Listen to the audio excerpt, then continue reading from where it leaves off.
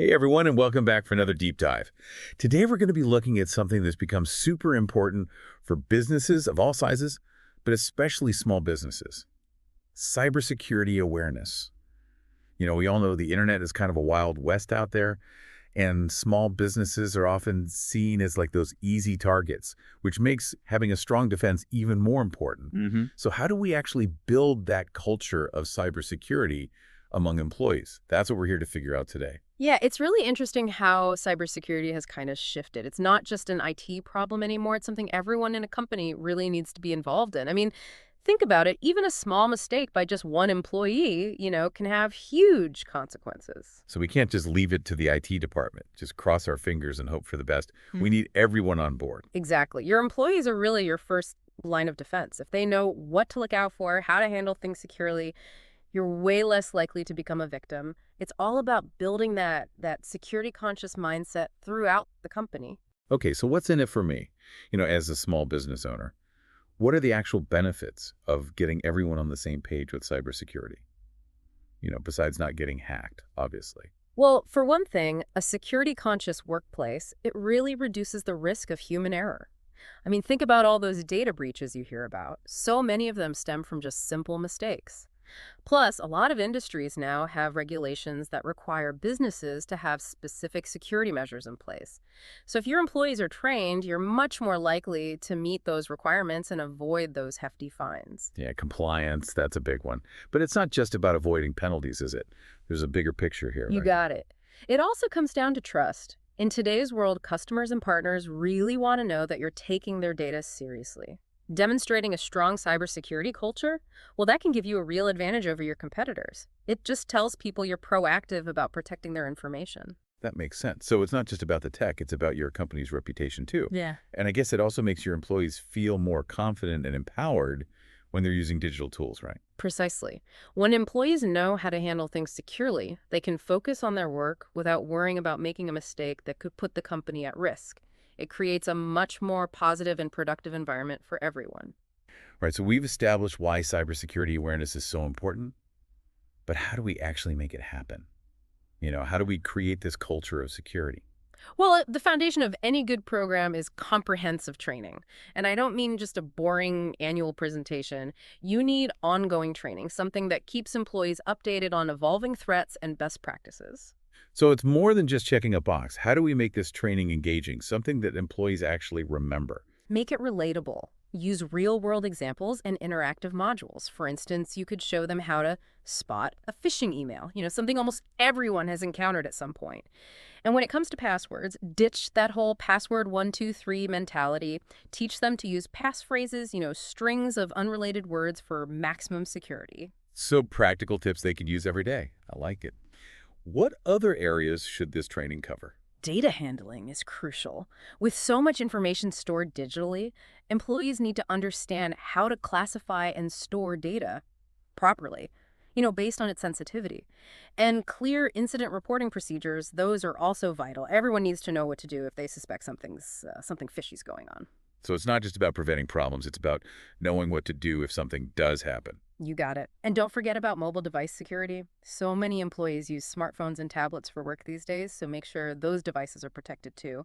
Think of security as a holistic approach. You got to cover all your bases. All of this sounds great, but how do we know the training is actually sticking? People forget things, and bad habits, well, they can creep back in. You're absolutely right. And that's why cybersecurity drills and simulations are so valuable. They allow employees to apply their knowledge in a safe environment and really test their responses in real time. So what do these drills look like? Are we talking about hacking simulations? Well, it can involve those, but even something as simple as a phishing email test can be really insightful. You send out these simulated phishing emails and just see if employees can spot those red flags and report them correctly. It's just a safe way to learn and improve. That makes a lot of sense. What other kinds of simulations are there? I imagine social engineering tactics could be pretty hard to spot. You're telling me. You can have ethical hackers try to manipulate employees into revealing information or granting access. It helps them understand the tactics that are being used and how to avoid falling for them. And then incident response drills are good too. Simulate a cyber incident, have employees work through the steps of containing it and then recovering from it.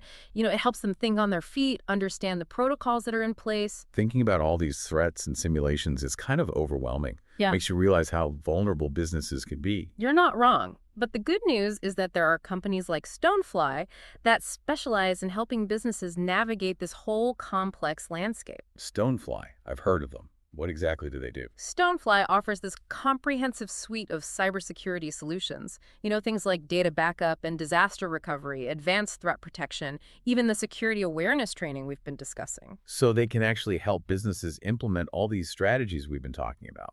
Exactly. They can assess your specific needs, recommend the right tools and solutions, and even provide ongoing support.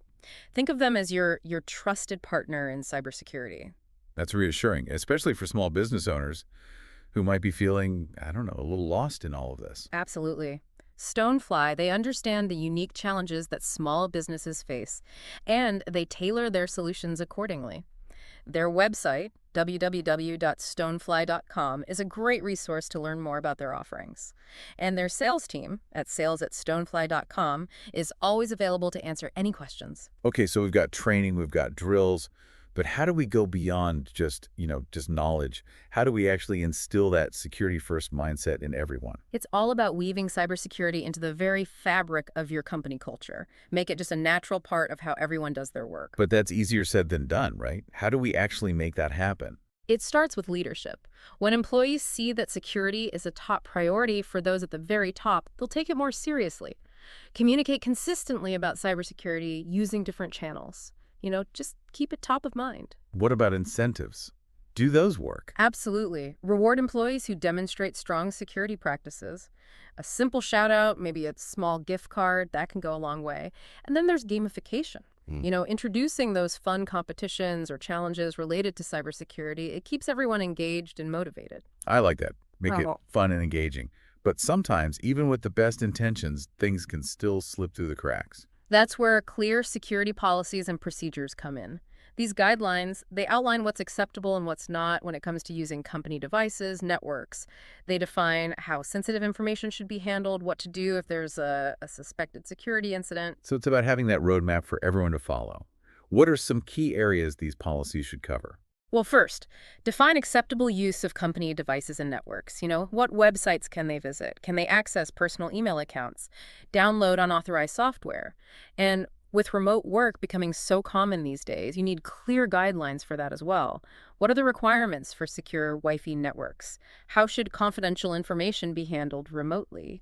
So covering all those bases, whether people are in the office or working from home, what about specific rules around data handling? For sure. Outline procedures for handling and sharing sensitive information, encryption requirements, data storage guidelines, who has access to certain types of data, and then make sure you have a clear plan of action for reporting and responding to security incidents. Everyone needs to know what to do, who to contact, how to report potential threats. So it's about having a clear plan for when things go wrong, not just trying to prevent everything. Exactly. And don't forget social media usage policies. Gotta prevent data leaks and protect your company's online reputation. All right, we've talked about training, drills, fostering that security-first mindset, and establishing clear policies. Is there anything else we can do, to really empower employees to be those proactive defenders? Anything that can give them an edge in this constant battle? That's a great question. And that's where we'll pick up in part 2 of our deep dive. Stay tuned. Welcome back, everyone. It's amazing how much we covered in part 1. We talked about why cybersecurity awareness is so crucial these days, especially for small businesses. And we even started uncovering some of those practical steps you can take to build a more security-conscious culture. But as promised, we're going to go even deeper in this part. We're going to delve into those specific tools and best practices you can use to make a difference. And to really understand why this is so important, we'll be looking at some real-world examples of, what can go wrong. Yeah, sometimes seeing the impact of a cyber attack firsthand is the best way to really grasp what's at stake. But before we get into those cautionary tales, let's revisit something we touched upon in part 1, the importance of having those clear security policies in place. Those guidelines that spell out things like acceptable use of company devices and networks, protocols for remote work, procedures for handling sensitive information. Right, those policies. I have to admit, when we talked about creating them, my first thought was, where do I even begin? It just seems so daunting, especially for a small business that doesn't have like a dedicated legal or IT team. I totally get that feeling. But there's good news. You don't have to start from scratch. Organizations like CISA and NIST, they offer these templates and guidelines that you can adapt to fit your specific business needs. Think of them as a blueprint. You can tailor them to create a framework that really makes sense for your company. Okay, so you don't have to reinvent the wheel. That's a relief. What are some things we should keep in mind when we're creating these policies? Make sure they're easy to understand. Use plain language. Avoid all that jargon and keep them concise. You want your employees to actually read the information and absorb it, not feel overwhelmed by this huge document. And don't forget to review and update your policies regularly. The threat landscape is constantly changing, so your policies, they need to evolve too. Right, keep them current. So we have our policies in place. What's next? What's the next step in beefing up our security? Well, as we mentioned before, the right tools can really empower your employees to practice good security habits. Let's dive into some examples. Remember those password managers we talked about? They're absolute game changers. Oh, tell me about it. Between work accounts, personal accounts, social media, I feel like I have a million passwords to keep track of. Yeah. And it's so tempting to just use the same, like, easy password for everything, but, I know that's a recipe for disaster. It's a super common problem, and that's exactly why password managers are so helpful. They securely store all of your passwords, so you really only need to remember one master password to unlock the vault, so to speak. Plus, they can generate strong, unique passwords for each of your accounts, which eliminates that whole temptation to reuse weak passwords. It's like having a digital bodyguard for your passwords, and it sounds like something that everyone in a company should be using, not just the tech-savvy folks. Absolutely. And the good news is that there are tons of affordable options out there. Now, what about those pesky phishing emails that we talked about? They're a constant threat, and it really only takes one wrong click to cause some major problems. I know, it feels like every day there's a new scam trying to, trick you into giving up your information. How do we protect ourselves from those? Well, email filtering software can really be a lifesaver here. Think of it as like adding an extra layer of protection to your inbox. It analyzes incoming emails, looking for those suspicious characteristics, things like fake sender addresses, malicious attachments, links to known phishing websites. It's like having a virtual bouncer at the door screening out the bad guys before they even get in. Exactly. And it's another tool that's become really affordable, and the peace of mind that it provides, well, it's worth it. But protecting yourself from phishing emails is just one part of the puzzle. What about protecting the devices themselves? That's a good point. Yeah. It doesn't matter how secure your email is if someone's laptop or phone is compromised. You're right. That's where endpoint security solutions come in. They include things like antivirus, anti-malware software that runs on all of your devices, laptops, desktops, smartphones, the whole lot. So each device has its own little security guard, constantly on the lookout for trouble. Yeah, you got it. These solutions, they constantly scan for and block known threats. They prevent malicious software from installing, and they alert you to any kind of suspicious activity. And they're really essential for any business, whether your employees are working in the office or remotely. And I bet there are tons of additional features that these solutions offer beyond just, basic protection. You're exactly right. Many endpoint security solutions, they include things like web filtering, which prevents employees from accidentally visiting malicious websites, data loss prevention, which helps protect sensitive data from being leaked, and even device encryption, which makes it much harder for those hackers to access the data on a lost or stolen device. Wow, so they're a really comprehensive security package. It's like having an entire security team working behind the scenes to keep your business safe.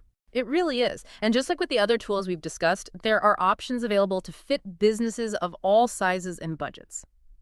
Now let's talk about something that's become especially critical in today's world of remote work. VPNs. I know they're important for security, but I'm a little fuzzy on how they actually work. I was just thinking that, to refresh my memory. So a VPN, a virtual private network, it creates this secure, encrypted connection between your device and the internet. Think of it like building a private tunnel for your data. Even if you're using a public Wi-Fi network, your traffic is protected from prying eyes. So if I'm working from, say, a coffee shop or an airport, and I'm connected to their Wi-Fi, my data is still safe. That's right. VPNs make it much harder for cybercriminals to intercept that sensitive information, like passwords, financial data, customer information. They're a must-have for any business with remote workers, especially those who are handling sensitive data. Got it. So it's like having a secret passageway for your data, keeping it hidden from anyone who might be snooping around. I love that analogy. And thankfully, a lot of VPN services offer really affordable plans that are specifically designed for small businesses. Okay, one last tool we should talk about. One that's become super important these days. Multi-factor authentication, or MFA. Right, MFA. I've seen that more and more when I'm logging into like websites and apps. It usually involves getting a code sent to your phone or email. That's it. It's one of the most effective ways to protect your accounts. MFA requires you to provide 2 or more forms of verification before you can log in. So even if a hacker manages to steal your password, they can't access your account without that second factor. It's like having an extra lock on your door. So I can definitely see why that would be so effective. What are some, common examples of these verification factors? It usually involves a combination of something you know, like a password, something you have, like your smartphone, or something you are, like a fingerprint. So, for example, you might enter your password and then the website sends a code to your phone that you also have to enter. Or you might use a fingerprint scanner to verify your identity. Okay, that makes sense. And the more factors you use, the harder it is for someone to break in. Exactly. And thankfully, a lot of online services are now offering MFA as an option, so it's becoming easier than ever to implement. And you know what else is great? Tell me. A lot of the tools that we've been discussing, like those password managers and endpoint security solutions, they actually integrate with MFA. So they can all work together seamlessly to create this multi-layered security system for your business. It's like having a security guard at every entrance, ensuring that only authorized individuals can get in. So it sounds like the more of these tools that you use, the stronger your defenses become. But I imagine all of this can get pretty complicated, especially for someone who's not, a tech expert. Is there any help out there for small businesses who are feeling a bit overwhelmed by all this? For sure. That's where companies like Stonefly really shine. They specialize in helping businesses navigate all those complexities of cybersecurity. They can assess your specific needs, recommend the right tools and solutions for your situation, and even help you implement and manage those solutions. So they're kind of like your cybersecurity Sherpas, Yeah, guiding you through those treacherous mountains of, security threats. I love that analogy. They really can take a lot of the desk work and the stress out of it. Their website, www.stonefly.com, is a fantastic resource for learning more. They have tons of information about their offerings and what they can do for businesses of all sizes. And if you want to speak with an expert directly, their sales team is always happy to help. You can reach them at sales@stonefly.com. Okay, so Stonefly is a great resource for anyone feeling a little lost in the cybersecurity woods. But even with the best tools and expert help, I still think it comes down to having a workforce that's, security aware. So how do we keep reminding them about those best practices and make sure that cybersecurity is always top of mind? That's a great point. And that's where ongoing cybersecurity awareness training is absolutely vital. It's not a one-time thing. The threat landscape is constantly changing, so your training has to keep pace. It's like learning a new language. You can't just Yeah. study it once and expect to be fluent forever. You need to keep practicing learning new vocabulary. Exactly. Regular training helps your employees stay up to date on the latest threats, refresh their knowledge of those best practices, and just reinforce the importance of following company policies. It helps keep cybersecurity, front and center in their minds. And I know some people might think that cybersecurity training is, kind of boring or just a bunch of technical jargon, but it doesn't have to be that way, right? Not at all. There are all sorts of creative ways to make the training engaging and even fun. You can use interactive modules, real-life simulations, even gamification. The key is to make it relevant to their everyday work lives and provide practical tips they can use right away. I like that. Make it fun, make it engaging. But even with the best training, sometimes things still happen. People make mistakes or sophisticated attacks. They slip through the cracks. So what happens if, despite all of our best efforts, we still experience a cyber attack? That's a great question, and that's exactly where we'll pick up in part 3 of our deep dive. Stay tuned. Welcome back to the deep dive, everyone. In those first 2 parts, we really dug into the importance of cybersecurity awareness, especially for small businesses. We've explored practical strategies for building a security-conscious workplace, talked about some tools, some techniques you can use to strengthen those defenses. But, let's face it, even with the best preventative measures in place, there's always a chance that something could slip through the cracks. Yeah, that's right. And that's why it's so important to be prepared for that worst case scenario. That's where having a solid incident response plan really comes into play. Okay, so it's like having an emergency plan in place, just in case a cyber attack does happen. You got it. It's about knowing what to do if your systems are compromised, how to minimize that damage, and how to recover quickly, efficiently as possible. That makes a lot of sense. But where do we even begin with something like that? What are the key elements of a good incident response plan? Well, the first step is to establish a very clear chain of command. You need to know who's in charge, who makes the decisions, who's responsible for what. So we're talking about like identifying key personnel who'll be involved in that incident response process. Exactly. And you need to clearly define their roles and responsibilities. And this should include people from various departments, not just IT. Sure. Cybersecurity incidents can impact different areas of a business. So you need representation from, legal, communications, operations, customer service, you name it. Okay, so it's a true team effort. Everyone needs to be on the same page. Exactly. And once you have your team in place, the next step is to develop very clear procedures for identifying, containing, and eradicating threats. Think of it as like a step-by-step guide for what to do in those different scenarios. So like a playbook for handling those various types of cyber attacks. That's a great analogy. Your plan should outline exactly how to detect, verify an incident, how to isolate affected systems, how to remove the threat, and then how to restore your data and systems back to normal. It sounds like having this plan documented and easily accessible to everyone on that incident response team would be super crucial. Absolutely. And just as important as having that documented is regularly testing your plan. Think of it like a fire drill for cyber attacks. Regular testing ensures that your plan actually works, that everyone knows their roles, and that you can respond quickly, efficiently in a real crisis. Okay, so we have our team, we have our procedures, and we're regularly testing our plan. What else should we be thinking about when it comes to incident response? Communication. During a cybersecurity incident, clear and timely communication is essential. Your plan needs to outline how you'll communicate with internal stakeholders like your employees, management, as well as external stakeholders, like customers, partners, even law enforcement if necessary. It sounds like having pre-drafted templates for different types of communications would be super helpful, especially in a high-pressure situation where you need to respond quickly. Yeah, you're absolutely right. Being prepared and organized is half the battle. But even with the best plan, the best communication strategy, a cyber attack can still disrupt your business operations. So how do we ensure business continuity, recover from an incident as smoothly as possible? That's a great question. What steps can we take to minimize that downtime and get back on our feet quickly? That's where data backup and disaster recovery come in. If you have backups of your critical data and systems, you can actually restore them even if your original systems are compromised. It's like, having an insurance policy for your data. So even if the worst happens, we can still access our data and get back to work relatively quickly. Exactly. It's about minimizing that disruption to your business operations and ensuring that you can continue to serve your customers. And this is actually an area where companies like Stonefly can be incredibly valuable. They offer a range of solutions to help businesses back up their data, replicate their systems, and then recover very quickly in the event of an incident. Stonefly again.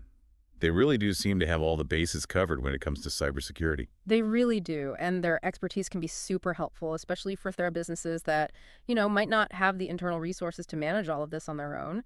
You can learn more about their backup and disaster recovery solutions on their website, www.stonefly.com, or reach out to their sales team at sales@stonefly.com for a personalized consultation.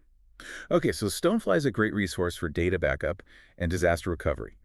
Are there any other strategies that businesses can use to become more resilient, in the face of these cyber attacks? Definitely. Implementing something called system redundancy is a great way to minimize downtime.